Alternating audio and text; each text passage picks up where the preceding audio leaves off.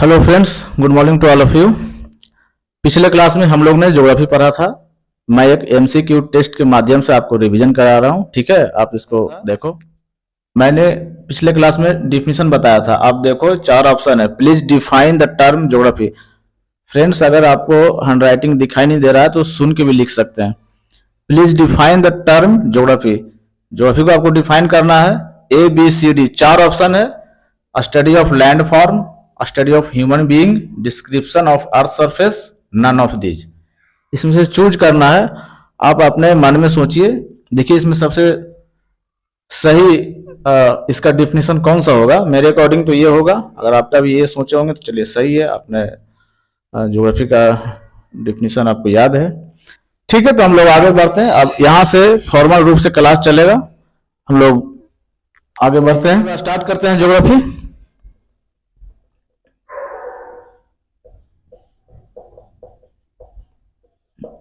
हम लोग ने डिफिनीशन जाना, ठीक है फ्रेंड्स। अब हम लोग जानेंगे कि what is the importance of geography. हम लोग ज्योग्राफी क्यों पढ़ते हैं, ठीक है। What is the role of geography in the development of human society. समाज के विकास में इसका क्या योगदान है, हम इसके बारे में जानेंगे। फ्रेंड्स, किसी भी सब्जेक्ट का लक्ष्य होता है, तो ज्योग्राफी क्या इंपॉर्टेंस है, कैसे रोल प्ले करता है, हम ये देखेंगे। देखिए छत्तीसगढ़ ट्राइबल बेल्ट है, तो हम एक एग्जाम्पल के माध्यम से समझेंगे। छत्तीसगढ़ एक ट्राइबल बेल्ट है, ठीक है फ्रेंड्स। ट्राइब को क्या चाहिए? ट्राइब्स को चाहिए एजुकेशन, फूड, ठीक है, हेल्थ फैसिलिटी। तो अगर ट्राइबल एरिया का विकास करना है तो हमको शिक्षा चाहिए, फूड चाहिए, हेल्थ चाहिए। ये बेसिक कंपोनेंट है जो चाहिए। तो एक ज्योग्राफर ही आपको बता सकता है, ठीक है। वहां सिर्फ आप अगर वहां पर स्टील प्लांट का फैक्ट्री सेटअप कर दोगे, ठीक है, तो ट्राइब है जो क्या बनेगा, यहाँ पर लेबर ही बनेगा ना, इंजीनियर तो बनेगा नहीं। तो ट्राइब को जो बेसिक चीज है, आपको एजुकेशन, फूड, हेल्थ चाहिए। तो एक आपको ज्योग्राफर जो होगा वो आपको बताएगा। आपको ज्योग्राफी का, भूगोल का अध्ययन होगा, तभी आप बेहतर डिसाइड कर पाएंगे कि किसको किस एरिया में क्या चीज का जरूरत है, तभी हम प्रॉपर विकास कर पाएंगे। हमारा जो इंडिया है 1947 में आजाद हो गया, लेकिन फिर भी आज तक ट्राइबल बेल्ट है जो पूरी तरह से डेवलप नहीं हुआ। उसका कारण क्या था कि हमने जो भी प्रोग्राम, पॉलिसी वगैरह बनाया, जो बिना ज्योग्राफर के कॉन्टेक्ट किए हुए बनाए, इसी कारण है कि हम प्रॉपर ढंग से उसको विकास नहीं कर पाए, ठीक है। इसलिए ज्योग्राफी का बहुत इंपॉर्टेंट रोल है, समाज में एक इंपॉर्टेंट रोल प्ले करता है, इसलिए ये सब्जेक्ट बहुत इंपॉर्टेंट है। तो हम लोगों ने समझा कि what is the role of geography in the development of human society. एक क्वेश्चन भी हो गया, ठीक है फ्रेंड्स। इसको आपने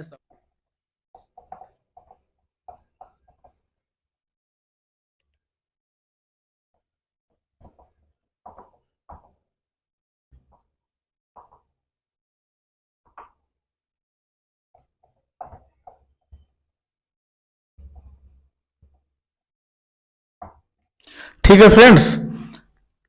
हमने ज्योग्राफी के बारे में अभी जितना समझाया आपको, what is the role of geography in the development of human society, हम लोग इसके बारे में लिखने की कोशिश करेंगे। आपको मैं बेहतर ढंग से समझाया हूं, आप इसको अपने कॉपी में लिखिएगा, ठीक है। सिर्फ फैक्ट हम लोग यहाँ पढ़ने नहीं आए, ठीक है। फैक्ट तो हम लोग लास्ट में पढ़ेंगे ही।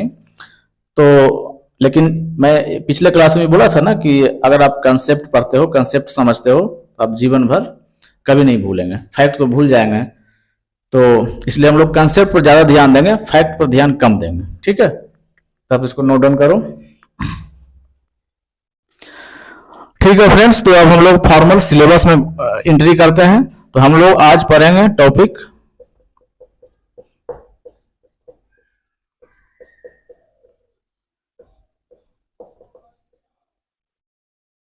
स्ट्रक्चर ऑफ अर्थ, ठीक है फ्रेंड्स। यहां से देखिए क्वेश्चन भी आता है, तो हम लोग पढ़ेंगे स्ट्रक्चर ऑफ अर्थ। देखिए ये हमारा अर्थ हो गया, ठीक है friends. This is your earth. यहां से एक लाइन हम ड्रा करेंगे, ये 0 डिग्री। इसको इस तरह से नहीं लिखेंगे, ठीक है। ये सेंटीग्रेड नहीं हो रहा, ये गलत हो जाएगा। और मैं स्ट्रक्चर ऑफ अर्थ पढ़ा रहा हूं। पहले अर्थ के बारे में थोड़ा सा समझेंगे हम लोग। देखिए, ये जो लाइन होता है इसको इक्वेटर बोलते हैं, ठीक है। ये जो लाइन, ये जो होता है ना ऊपर नीचे, इसको पोल बोलते हैं, पोल, ठीक है। इसको भी पोल बोलते हैं। इसको बोलते हैं नॉर्थ पोल, चूंकि नॉर्थ डायरेक्शन में है इसलिए इसको नॉर्थ पोल बोलते हैं। इतना ही अंतर है, इसको साउथ पोल बोलेंगे। तो फ्रेंड्स, आपको ये समझना होगा, ठीक है। इक्वेटर हो गया, नॉर्थ पोल, साउथ पोल। और भी इसमें लाइन होते हैं जो मैं आपको समझाऊंगा नेक्स्ट टॉपिक में। अभी हम लोग का जो टॉपिक है स्ट्रक्चर ऑफ अर्थ समझेंगे। फ्रेंड्स, ये भी जो लाइन है ना इक्वेटर, ये इनविजिबल लाइन है, इसको हम देख नहीं सकते हैं, ठीक ना। हमारे पृथ्वी पर कहीं ऐसा लाइन ड्रा किया हुआ नहीं है, इक्वेटर हो गया 0 डिग्री, ऐसा नहीं। आपको इनविजिबल लाइन है, इसको हम देख नहीं सकते, ठीक है फ्रेंड्स। समझाने के लिए ये रेफरेंस लिया गया। तो जनरली फ्रेंड्स, हम अर्थ को, मैंने ये समझा दिया आपको, अर्थ का जनरली जो होता है equator, north pole, south pole. देखिए, स्ट्रक्चर ऑफ अर्थ में जनरली अर्थ को हम लोग 3 भागों में बांटते हैं। कितने? 3 टाइप्स,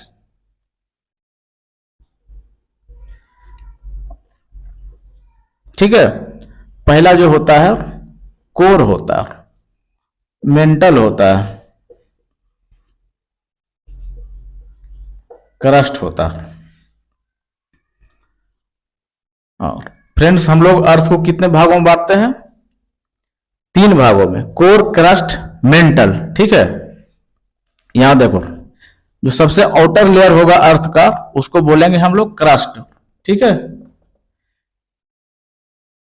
और जो सबसे लोअर लेयर होगा इसको बोलेंगे हम लोग कोर, ठीक है। और बीच का जो लेयर होगा मेंटल बोलेंगे। ये जनरली हम लोग का स्ट्रक्चर हो गया, कोर, क्रस्ट, मेंटल। फ्रेंड्स, अब हम लोग तीनों के बारे में अलग अलग पढ़ेंगे, ठीक है। अर्थ का जो सबसे कोर पार्ट होगा, सबसे नीचे, ठीक है ना, वो कोर होगा। उसके बाद मेंटल होगा, आउटर लेयर क्रस्ट होगा, ठीक है फ्रेंड्स। फ्रेंड्स देखिए, हम लोग कोर, क्रस्ट और मेंटल, सबसे जो आउटर लेयर होता है उसको क्रस्ट बोलते हैं।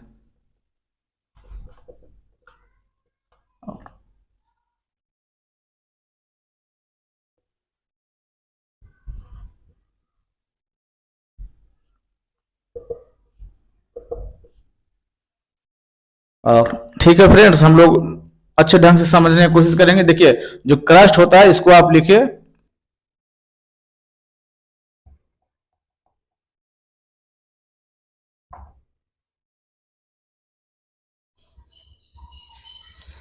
Friends, outer most layer of the earth surface is called crust, ठीक है।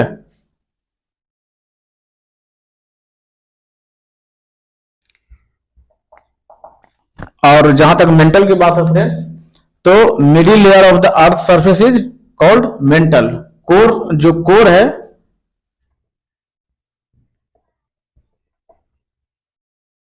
डीपेस्ट लेयर जो सबसे नीचे होगा दोस्त, वो होगा कोर, ठीक है। तो ये आपको नोट डाउन करना है। और डेंसिटी की अगर हम बात करें फ्रेंड, तो सबसे जो हाईएस्ट डेंसिटी होगा कोर का होगा 11.5, ठीक है। जो सबसे हाईएस्ट डेंसिटी होगा, क्वेश्चन आता है कि सबसे हाई डेंसिटी कौन होता है, एमसीक्यू में आपको देगा क्रस्ट, मेंटल, कोर, तो कोर का देगा, ठीक है। तो ये चीज हम लोग फ्रेंड्स नोट करेंगे। क्रस्ट हो गया outer layer of the earth surface, mental हो गया middle layer of the earth surface, core हो गया जो deepest layer of the earth surface. Core का भी फ्रेंड 2 भाग होता है, ठीक है। एक होता है इनर कोर, आउटर कोर। हम लोग डीपली में नहीं जाएंगे, बस आपको सिर्फ जानना है।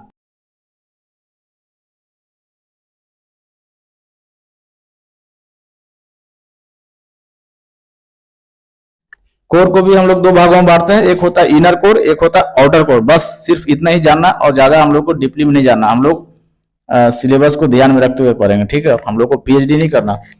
तो कोर, क्रस्ट, मेंटल, ये 3 पार्ट होता है अर्थ को। आपने जाना सबसे ज्यादा जो डेंसिटी होता है 11.5 होता है, जो कोर का होता है, ठीक है फ्रेंड, इसको आप नोट डाउन करो। और आपको देखिए बिल्कुल समझ में आ गया होगा, outer most layer of the earth surface.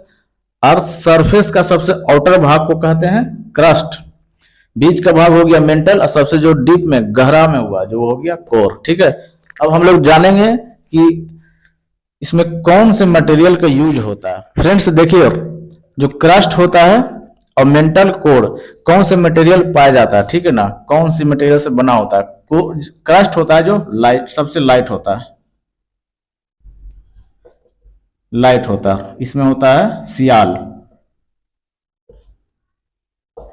आप सिर्फ देखो इतना ही याद रखना, सियाल, ठीक है, सिलिकॉन प्लस एल्युमिनियम। ठीक है,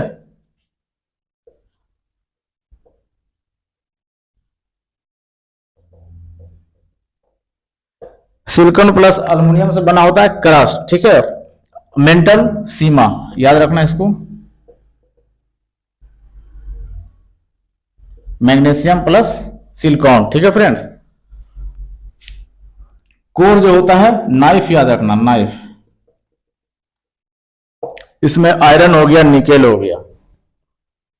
ठीक है फ्रेंड्स, लिखना पड़ेगा, देखो निकेल प्लस आयरन। ठीक है, मैग्नीशियम।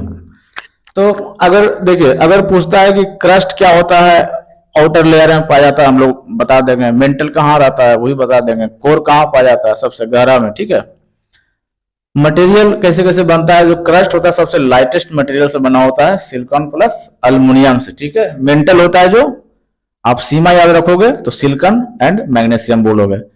कोर होता है जो निकेल प्लस आयरन। ठीक है फ्रेंड्स, तो हम लोगों ने इतना जाना स्ट्रक्चर ऑफ अर्थ के बारे में, इतना काफी है। इससे 2-3 MCQ बन जाएगा।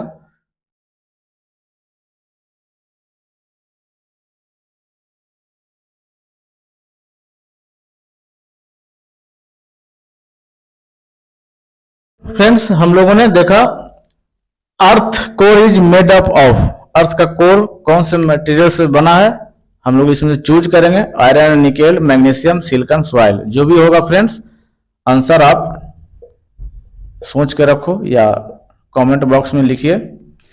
ठीक है फ्रेंड्स, इसको आप नोट डाउन करो। फ्रेंड्स देखो, हम लोग धीरे धीरे पढ़ेंगे, तभी हम लोग धीरे धीरे आगे बढ़ेंगे। ठीक ना, अचानक सिर्फ रट्टा मारने से, फैक्ट याद करने से नहीं होगा। किसी भी काम करने में समय लगता है। कछुआ खरगोश की हम लोग कहानी जानते हैं, ये लेबोरेटरी में सिद्ध हो चुका है। ठीक है ना, इसलिए हम लोग जब भी आएंगे क्लास में एक टॉपिक पढ़ेंगे, धीरे धीरे रखना है, आराम आराम से सारा टॉपिक होगा, आराम से समझेंगे, सारा सिलेबस खत्म होगा। ठीक है, आप पढ़ते रहिए, मेहनत करते रहिए। ठीक है फ्रेंड्स, थैंक यू।